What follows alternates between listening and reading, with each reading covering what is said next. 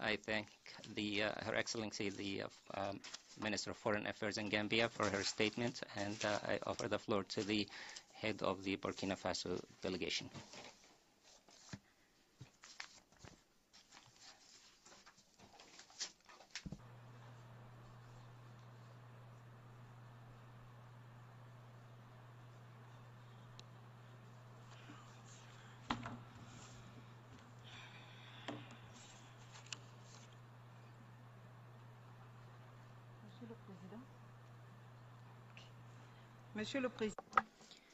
Mr. President, I'm taking the floor on behalf of His Excellency, Mr. Michel Cassando, President of Burkina Faso and of the transition. Mr. President, distinguished co-chairs, Excellencies, ladies and gentlemen, Burkina Faso welcomes the holding of this important summit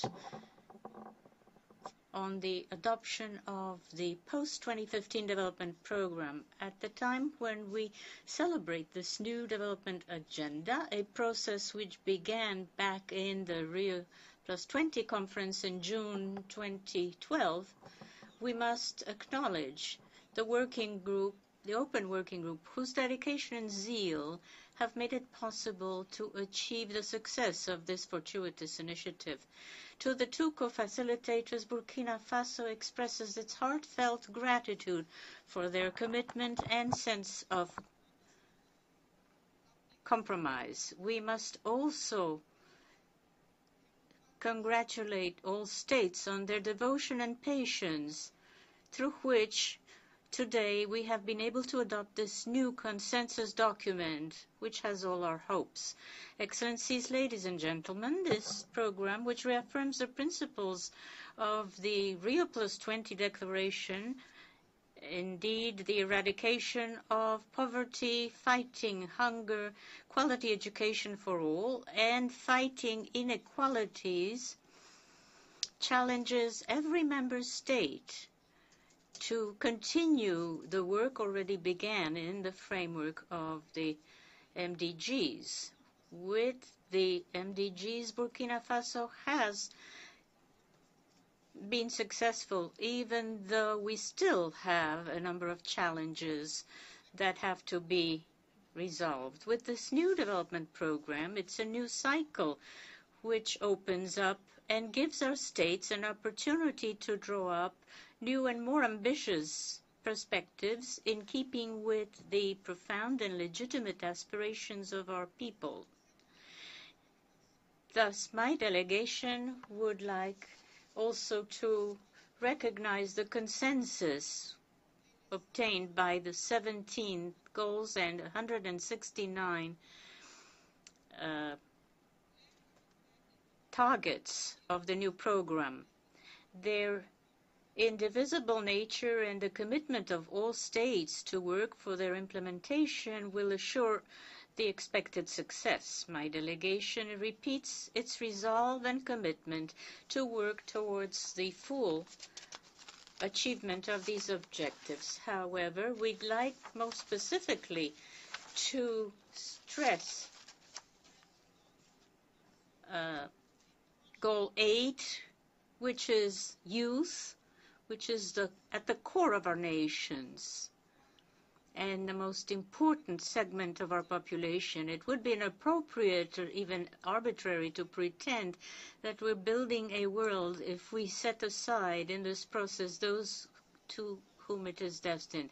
We will spare no effort to implement this objective in order to arrive at a result up to the expectations of our youth. The implementation of the new development plan undeniably demands a mobilization of resources. Thus, my delegation welcomes the unanimous support for the Addis Ababa Plan of Action last July, particularly providing support to the post-2015 development program. It would also be wise for the financing mechanism of the new development program to incorporate the challenges of adaptability for states of the impact of climate change. The implementation of such an ambitious project might prove difficult, hence the need of joint action by states and a responsible commitment on the part of the entire international community. It would be unfair for the political officials that we are to shirk our obligations in terms of the ODA in order to advocate a greater role for the private sector under the label of private-public partnership as a panacea for investments, when we know that social investments which do not lead to financial gain is not a priority for the private sector. The success of the post-2015 development program will depend upon its full integration in our national, sub-regional, and regional development strategies. It will be also related to the means of planning as well as the follow-up and evaluation mechanisms that will be set up and which will in due course provide trustworthy statistics. Attaining the expected results will require that we have a high-level follow-up framework. It is also important for African countries to establish a stringent follow-up mechanism for post-2015 agenda and 2063 agendas, which can in due course provide transparent, trustworthy, and disaggregated statistics so that in the end it will provide an outcome that may be gradual and full of challenges, but that we will indeed be achieved. As has been stressed by the high-level political forum on sustainable development held in New York from 26 June to 8 July of this year, the problems of climate change remain central to our agenda. Here, whether we deal with desertification, land degradation, or drought, my country, Burkina Faso, and developing countries in general remain extremely vulnerable to climate change.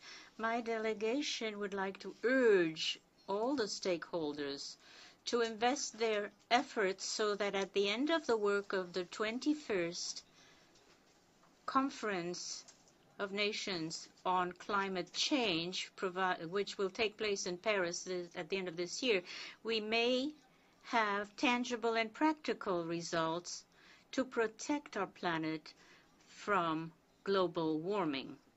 Excellencies, ladies and gentlemen, because peace, security, and stability are factors that are indispensable to development, special and sustained attention should be given to Africa to support it in its efforts of conflict prevention and resolution and peacekeeping. It is convinced of this reality that the African Union will organize on 1 and 2 October of this year, in the context of the commemoration of the 70th anniversary of the creation of the UN, a high-level event on peace and security. In conclusion, Burkina Faso reiterates its support for the new World Development Repository, while hoping that this new covenant will help respond to the pressing needs of our populations. Thank you.